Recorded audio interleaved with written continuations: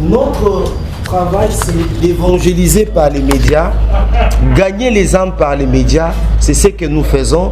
Nous accompagnons les hommes de Dieu, nous accompagnons les artistes et musiciens. Voilà en bref ce que nous sommes et ce que nous faisons. Tonton Espérant, Kasongo, Akangama Kindenge Nini, Eleka Kindenge Nini, Ezala Kindenge Nini. Pourquoi Bakangié? Ce sont autant de questions que vous vous posez certainement. Et Toko Bundra, pour la couper Sabino Biyano, na Mokuse Penza. Ezala qui lundi, l'autre jeudi, lundi, il y a semaine autozali, à mois de juillet, mois d'août, Bolimbisi. A Kendaki, kosa la émission, na Kitambo. Na hôtel Malebo à cette émission ici Azako Bima toi qui d'aba 17h tant Azako Bima poisonga ndaku na boye amoni ba interpeller bandeko mibale bazaki na moto il y avait aussi une jeep ba interpeller messieurs tolingi to solo la na yo comme tout citoyen respectueux et respectable. Il s'est arrêté. Il n'y a pas de problème. Naboye Balakisie a vie de recherche. Et puis d'ailleurs, l'icolo a vie de recherche. On a commis le messie introuvable. À Tuni Bango. Ngai Nazali introuvable. Et puis à vie de recherche, Angwe Salemaki lundi, même jour, lundi wana. Naboye à Tuni Bango. Bazali ko reproché ngana nini.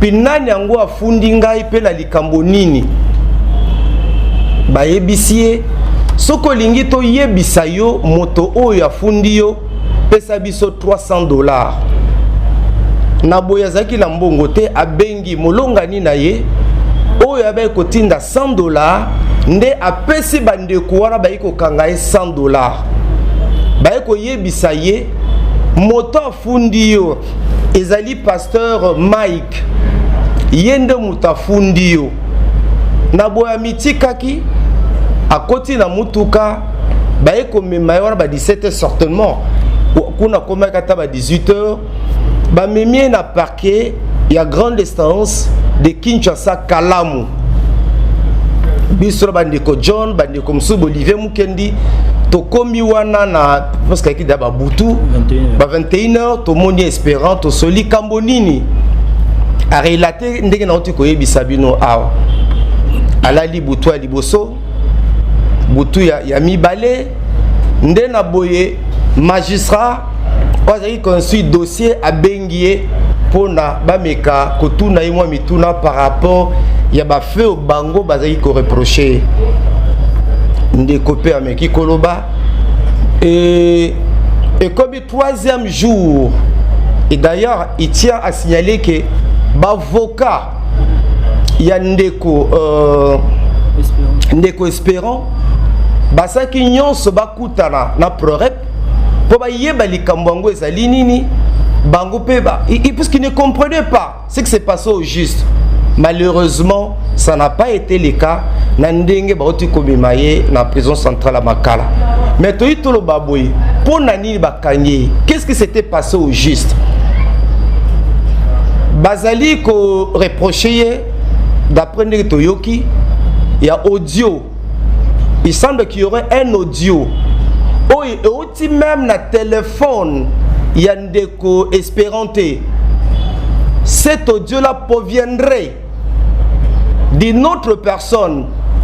Audio wana, bazo na téléphone espéranté, mais cet audio proviendrait d'une autre personne qui aurait, n'est-ce pas, envoyé cela na bandeko na biso a Madjabo, puisque tantôt komi balobi ete magistrat lobi ezali bandeko ya Madjabo nde bafundi.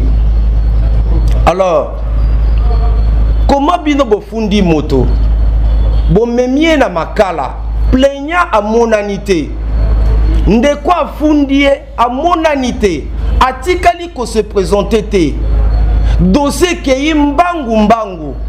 Nous comprenons que on dirait il y avait un esprit quinois o ezalaki likolo ya dossier wana. Nous comprenons que l'objectif était quoi? De le faire souffrir, ya ko nuire yé. C'était ça l'objectif pour nous. Nabandeko ya Badjabou, nous bénissons l'Éternel pour cette institution. Il faut reconnaître que azali ko sunga musique chrétienne. Mais ce qui est l'eau, bandeko Badjabou, et que nzamba pesi bino ba moyen. Mais ba moyen wana et sunga ndenge na uti koloba. Mais ce ba moyen na bino komi pona ko nuire, pona ko faire souffrir ba petit peuple obiso tozali. Espérant ka songa sali musala munene kati na mboka oyo azo continuer ko sala yango. Ba fête ya ba chrétien, ba mariage, ba conférence, ba concert, espérant que celui qui modère, celui qui anime, a quoi animé parfois ba showbiz bo pesa combien $50, $30, $20, à gagner kanini. C'est de cette façon-là que vous allez nous payer. C'est comme ça que Madjabou, Bambongo Bazi, Bamillion Bazanango, mais mettez ça au service de l'évangile comme je l'ai dit. Nous vous apprécions, vous avez des millions. Vous avez qu'organiser des concerts, vous soutenez les artistes et c'est bon. Mais ce n'est pas de cette façon-là, parce que nous sommes des enfants de Dieu. Nous sommes des enfants de Dieu. Et Jésus-Christ est notre modèle. Qu'est-ce qu'on n'a pas dit de lui? Yesu ba fingaye, Yesu ba tiolaye, nini ba lobate. Sokotangi de Esaïe 53:7. Esaïe 53:7. Beaucoup mona. Qu'est-ce qu'on n'a pas dit de Jésus? Mais dans tout cela, il n'a pas ouvert sa bouche. Et pourtant, Jésus avait tous les moyens. Jésus avait tous les atouts. Jésus avait toutes les capacités. Il y a qu'à se défendre. Mais voilà pourquoi Dieu l'a souverainement élevé au-dessus de tout le nom qui puisse exister dans le ciel, sur la terre comme sous la terre. Sincèrement, Bisso, Tozali n'est sengoté.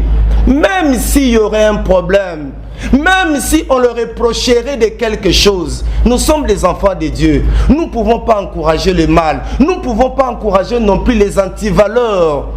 Non, nous ne pouvons pas encourager cela. Même si le frère, par rapport à la foi, qu'on reprocher, si cela est vrai, mais la Bible nous donne une méthodologie, la Bible nous donne une procédure.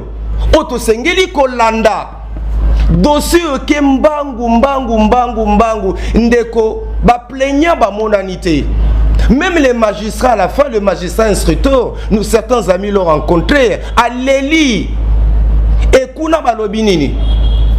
Les gens avaient peur. Dossier est à prorep. Moi, bisoto le bezate. Dossier est à prorep. Moi, bisoto le bezalité. Nous comprenons que notre lobby, c'est que Zaki Nangolo Komoko Batamina Sima. La Bible dit la justice élève une nation. La justice élève une nation. Boyete le lengo to sengeli biso loko la barana nzambe. Exemple ni tropé sa bapagano. Ce qui est le pasteur, puisque ça a million, ce qui est le pasteur, puisque a commune à Bozui, il y a ndenge na ndenge. Il y a un problème, moins de l'ikamo justice, moins de l'ikamo justice, kokangi sabato. Même par rapport à la structure na bango, même par rapport à l'institution na bango, beaucoup de millions de crédit, badwa kuma ko banga bino, impact nango et vous allez sous na mission ya batute. Nous ne sommes pas là pour encourager le mal. Ce que frère Asalaki Mabe par exemple, ce que c'est qui n'a pas audio wanate. Oh, tu peux na téléphone a été, oh tu na téléphone Moussousou. Mais nous sommes un royaume des enfants de Dieu. On peut l'appeler. Moi je connais artiste Moko. On est comme ça, on la TV, Azolo Baloba contre. Mais qu'est-ce qu'il a fait? Il a appelé Ndekoli Kambonga Nuzanini. Tozo Weladini. Moi je connais dans cette ville des hommes de Dieu qui sont des personnalités dans Mboko. Open Zamba Pesi Kombo, Nzamba Pesi Bozi. Mais chaque jour, bazo finga bango, bazo nyata bono ba réseaux sociaux, c'est que nous n'encourageons pas. Et puis oh nyon so bazo lever la bango, et ça a soloté. Des hommes de Dieu aujourd'hui qui a un mot à dire dans ces pays. To yebi bango, yebi pe bango. Mais n'a-t-il ko mona bango te ko funda batu. N'a-t-il ko mona bango te ko kangisa batu. Ils sont dans ces pays, vous les connaissez. Chaque jour, il y a une église, il y a des réseaux sociaux. Même pas ses collègues pasteurs, il y a chaque jour. Vous connaissez cet homme de Dieu. Et pourtant, il peut le faire. Aujourd'hui, c'est une personnalité Namboka. Mais où il est comme à Madjabou? Moi, comme menacé par journaliste. Même moi qui vous parle. Et Bele Katelabino Boyebi. Moko bandi kwa Madjabou abenganga Max yo soko continue na kombo ya Madjabou tokuta na ko beta yo na ko sala yo mabe ata bakangi nga yo za na mbeto hôpital ata bakangi ngai nga bako tika ngai. Mais la plupart ici boyebi na transférer le message wana. Nous prions que nous avons béni l'Éternel pour Madjabou, qui pour nous est un don de Dieu. Madjabou pour nous est une bénédiction, puisque Madjabou vient appuyer les artistes, vient soutenir les hommes de Dieu. Mais ceux qui le l'ont Madjabou, puisqu'il y a un million, a décidé à nyoko la biso à toto zanga mbongo, a décidé à faire souffrir biso, mais au kangabiso est belé, au kangabiso est belé. Pour me résumer, biso ba o ba journaliste chrétien, biso ba o tozali ko évangéliser par les médias. Tosali musabu ne katila mboko. Parmi nous, toza ba universitaire et belé, moi qui vous parle, je suis un assistant social. Nous allons animateur télé formé qualifié. Je suis un enseignant professeur d'anglais. Mais à plus de 30 ans, nous sommes dans l'évangélisation par les médias. Nini tozui. À part ba remerciement. À part que Dieu vous bénisse. Nini tozi. Le lot sali sa réunion. Benga ba journaliste chrétien et d'autres amis là. Oh ba soya ba atomukilile tolobaka. Toi la politique. Mais belé ba envoie mi. Et belé ba envoie mi à partir de Moussa na bango. Mais dans les milieux chrétiens, la plupart de ces journalistes chrétiens là, baza batamakolo, batonzala. Et l'eau comme l'onga tozana ngote. À part que Dieu vous bénisse. Qu'est-ce qu'on nous donne? Donc voilà un peu en résumé. Et là, on a été. Totondi na mawape na pasi. Na procédure oyo ba memeli. Pona kokanga tonton espérant. Et mbangu oyo kei na dossier oyo. Nous comprenons que parfois ma deso bani likaki. Ndemo konzamboka imoko lela lobi. La justice de mon pays est malade. Nous lui donnons raison. Fati avait raison. Il y a que justice en beau cannabiso. Et Zobela. Comment vous voulez même ces avocats, proré pas boyko yoka bango, a boyko recevoir bango. C'est qu'à déjà instruction. Petit n'a été vite fait. Petit il faut faire souffrir. Allah pas. Comme ça bango babanga biso. Donc voilà un peu la mukuse ni na kokai koloba. Merci à Madjabou pour ses comportements. Et Nanyoso, Nzambe, Azarukumu. Mais exemple, il topé ça va païen. Si Bisso Nabiso, le fils du royaume, nous commençons à nous entretuer plutôt. Exemple, il topé ça va pagano bazola Nabiso. Le losungano Olivier Toan Likambo, tu es incapable de bonsayango, n'a que fond Olivier, pour Ponga Nazana Mbongo, Olivier Azan de l'autre côté. Ponga Nazana ba relation, n'a pas sa mot d'ordre. Et généralement, c'est là-bas. C'est la bande de Bafunda Kabango. C'est que bien bazi parquet ou en otage. Baby que kuna batunabiso bazali monde de problème. Bon ça il va intervenir pour nous. Voilà, merci beaucoup de Max Mbenga. Tous appelez biso moroté de Omoni, vous constatez. Tous en moko ya balobeli pe alobela ka peuple, ba petit peuple, azali moko ya ba avocat, ba corps avocat pe ba assistant de ko espérant kasongo. Alors to pesier maloba, il peut expliquer biso loko la moto ya mibeko nini oyo a remarqué na dossier oyo nini oyo akoki koloba na ba imboka o peut-être bazana éclaircissement na dossier ya tonton espérant kasongo. Ndeko niko fa to pesier maloba. Merci beaucoup. Banamboka awa toali na circonstance moko tokoki koloba que non ezali malheureuse étant donné que moko na biso lelo ali na kati ya seperka. Ce que nous devons retenir que mutu nyonso akoki kokota seperka. Mais pour na kokota seperka il faut kozala ubuki mibeko. Na oyo ba fait, je vous donne les faits. ndeko espérant Kasongo ndenge Bauchi Kolobanabino a été pris le lundi 4, mais jusqu'à hier, confrontation na plaignant naye etikala nous kosalemate. Moutounion sosoki bakangiye, il doit être signifié de son motif et plaignant naye, il faut pas confronter na plaignant naye. Malheureusement, jusqu'à ce que fourgon et yaki pour na komemaye na seperka confrontation etikala kosalemate.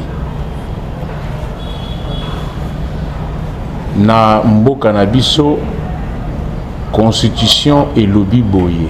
Je ne sais pas si nous devons encore continuer d'évoquer les lois de la République, parce que ça ne sert plus presque à rien d'évoquer les lois de la République.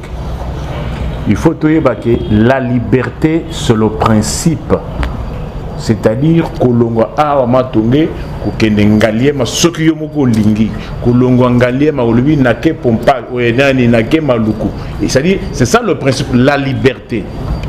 La détention c'est l'exception, mais malheureusement avec ce que nous venons de voir, liberté est commis exception, détention est commis principe. Et puis ce que nous avons déploré est que, en dépit de toutes les démarches initiées et les efforts, figurez-vous, la même constitution reconnaît que un détenu doit être assisté à tous les niveaux de la procédure, même devant les services de sécurité. Les détenus doivent être assistés d'un défenseur ou d'un avocat de son choix. Et figurez-vous, moi qui vous parle, en dépit de tous les efforts conjugués, je n'ai pas été reçu hier pour parler de mon client qui se trouve présentement à Makala.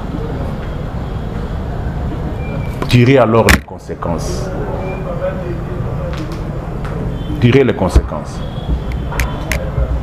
Est-ce encore un dossier judiciaire ou bien un dossier politique? Tous les actes que nous, auxiliaires de la justice, tous les actes que le Maïssa doivent poser, les APJ doivent poser, les greffiers doivent poser, doivent être conformes à la loi. Nous avons dit.